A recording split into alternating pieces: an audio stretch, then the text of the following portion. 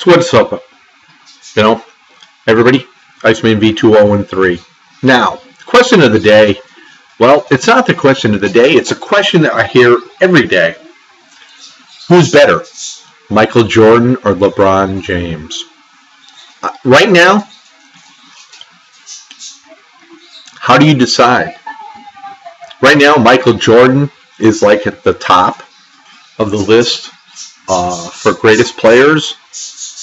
He's one at the top, I should say. LeBron, yeah, his name can be mentioned. But people got to understand, you sort of forget about the older days. And there was tons of stars, like the Celtics, Bill Russell. I mean, the Celtics themselves had players that you could say were in the top 10 back then. You had Russell. You had Havlicek. You had Don Nelson. You had Tommy Heinsohn. You had Bob Cousy. I mean, then you go later on. I mean, Dave Cowens, Larry Bird, Robert Parrish, Kevin McHale, Dennis Johnson, Danny Ainge. Other teams, Elgin Baylor, Gail Goodrich, Jerry West. Just to name a few. So everybody's saying, who's better, LeBron or Michael? Okay. Let's get to the core of all this. Larry Bird, Magic Johnson. Indiana State against Michigan State. Larry Bird's team was undefeated throughout the season. The Sycamores.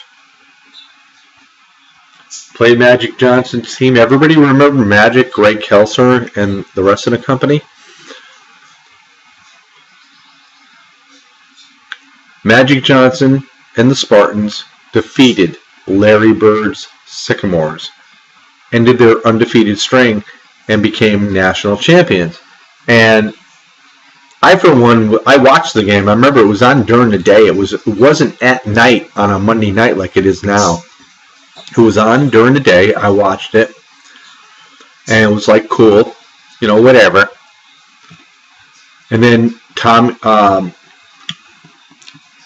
Red Auerbach decided to sign Larry Bird for $500,000, even though he couldn't play yet, to a contract.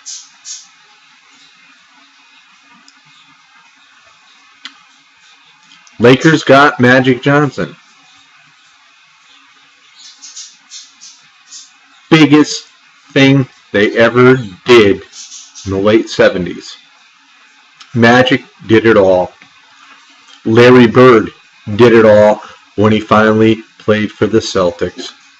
Magic Johnson was one of the best passers ever to play the game. Larry Bird, his talents, they complemented each other. Bird made Magic better, and Magic made Bird better. The NBA at the time was flopping. Their ratings were down. They had tape delays for their NBA Finals at 11:30 at night on CBS. I remember watching the first, when Larry Bird first got to the Celtics, it was 80-81 when they played the Rockets. It was on at 11:30 at night. That was the last year. Bird brought the NBA to their senses. They brought the networks to their senses. CBS said, okay, we're going to go and do the finals in prime time. So, Bird and Magic got the NBA back and put life back into them. And then, of course, there was a third person. It was Michael Jordan. Once Michael Jordan came in the mix, the trio escalated the NBA to new heights. So I don't care about hearing about LeBron James. Yeah, he's great. Don't get me wrong.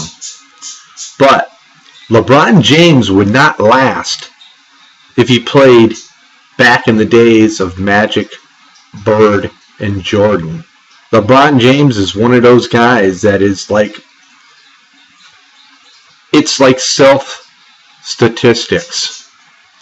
Yeah, Jordan had a lot of self-statistics, but he was a team player. He made Scottie Pippen better. He made Horace Grant better. He made everybody on that team better. Remember when they had Bill Cartwright? He made Bill Cartwright better. They were a good team because of Michael Jordan. Larry Bird. You had Parrish and when McHale came off the bench. If Larry Bird wasn't there, the Celtics would not have gone to the finals the years that they went. Regardless, Dennis Johnson even quoted way before he passed away that Larry Bird was the best player he ever played with. It's because he's a team player. When I've seen Larry Bird play over a couple dozen times, and when he could not hit his shot, he did the behind-the-back pass. He had the assists. He blocked. He wasn't a fast player by no means at all, but he knew the game. He was a smart player. And Magic was the same way. Magic was fast-paced. Magic had that passing instinct. They knew where the player was going to be, so they threw the ball, not even looking. Both Magic and Bird are the first two guys I've ever seen with no-look passes. You want to talk about LeBron James? Let him prove. Let him be the guy that Magic, Bird, and Jordan were. Not the scoring part of it, but the rest of it. You can be a scorer. You can score 60 points a game. That don't make you great. You have to be a team player. You have to have respect from your teammates, and you have to have your teammates know how you are, how you play the game. Because when Bird, Magic, and Jordan played the game, they could make a pass that nobody would expect, and the players were ready for it. LeBron goes to the hoop. LeBron likes to hit the three-pointer. Nothing against LeBron James, because like I said, I think he is a great player, but he's not the greatest. And I don't even have him in my top 5. I really don't. That's how it is. There's just been too many players that have been great in the past, and they have proven their greatness. You can win championships, but most of the time when you win championships, it's because you win with players around you. They complement you. Now, if LeBron had Kyrie still with him, I think Cleveland would be a better team. LeBron's trying to do too much on his own. People think that Cleveland's going to come back and win the NBA Finals against Golden State this year? No way. Golden State has too many weapons. They're a team concept. With Cleveland, it's LeBron.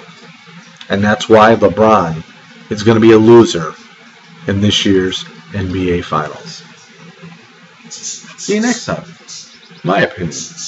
My opinion only. You can agree to disagree, or you can agree, or you can just disagree. Next time.